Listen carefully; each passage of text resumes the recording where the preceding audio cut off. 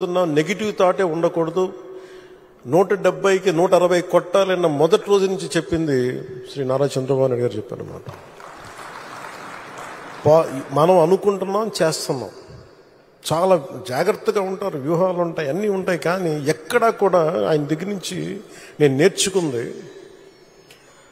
కించిత్తు అధైర్యం లేదు, భయం లేదు ఆయన దగ్గర. అంటే ఆయనకున్న అపారమైన అనుభవం నేను ప్రత్యక్షంగా చూశాను, జాతీయ స్థాయిలో చూశాను, ఆయన రాజమండ్రిలో ఉన్నప్పుడు చూశాను. అసలు ఈయనకి నేను ఒకటే అనుకున్నాను లోపల కొంచెం, అంటే ఈయనకి ఏమి జరిగినా అసలు భయం అనేది ఏ క్వశ్చన్ లేదు ఈయనకి. అంటే ధైర్యం తప్ప. నాకు చాలా చాలా ఆనందం వేసింది. అంటే ఒక వ్యక్తి ఎన్ని ఒడిదుడుకులు ఎదుర్కొన్నా, నిస్సత్తువతో అయిపోయినా, కుటుంబ సభ్యుల్ని కించపరిచినా, ఎన్ని రకాలుగా ఆయన్ని అవమానాలకు గురి చేసినా, క్యాబినెట్లో తీసుకున్న నిర్ణయాలకి ఆయన్ని బలి చేసి ఆయన లోపల పెట్టి, ఎవరో అధికారులు చేసిన దానికి దానిపైన చిలవలు పలువులు కల్పించి ఆయన్ని పెట్టి ఆయన ఇబ్బంది పెడితే,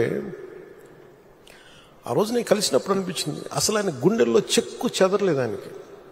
ఆయన ఒకటే ఒక మాట అన్నారు, this is way of life, politics అది ఇట్లాగే ఉంటుంది, మనం భరిస్తాం ముందుకెళ్ళడం.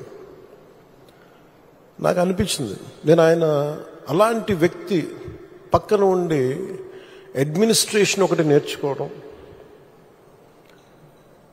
కష్ట సమయంలో అసలు ఎలా ఆయన్ని చూసి నేర్చుకోవాలి. ఒడిదుడుకులు, పొలిటికల్ ప్రాసెస్ ఒడిదుడుకులు ఉంటుంది, వ్యక్తిగతమైన దాడుల దగ్గర నుంచి కుటుంబ పరంగా అన్ని రకాలుగా. కానీ అట్లా తట్టుకొని అసలు ఎవరన్నా ఊహించలేం కదా. ఒక 53 రోజులు ఆయన్ని పెట్టి అలా ఉంచితే, నన్ను షూటింగ్లు చేయమంటే నేను చేయలేకపోయావాడిని, తప్పు సంకేతాలు వెళ్ళిపోతాయని. నేను డేట్స్ ఇచ్చినవి కూడా నేను ఆపేస్తాను ఆ రోజు. ఎందుకంటే ఆయన అంత సఫర్ అవుతా అని ఉంటే నేను బయటికి వెళ్ళి షూటింగ్ చేయడం కూడా నాకు ఇబ్బంది అనిపించేసింది. నా ప్రొడ్యూసర్ చెప్పాను, 2 చేతులు క్షమించమని చెప్పాను ఆ రోజున. తప్పట్లేదు, నాకు రాష్ట్ర ప్రజల కోసం మారాలి ప్రభుత్వం, అందుకని చేస్తాను, దయచేసి మీరు అర్థం చేసుకోండి అని. అంత నేను చేయగలిగానంటే ఆయన తట్టుకున్న విధానం నన్ను కూడా ఎంతో కొంత ఒక చేయూతనిచ్చేలా చేసింది. నా స్వార్థం వల్ల వ్యక్తిగతంగా నేను ఎదిగిపోవాలి, నా కోరికల్లో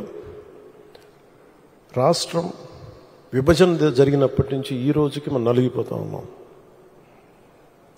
మనకి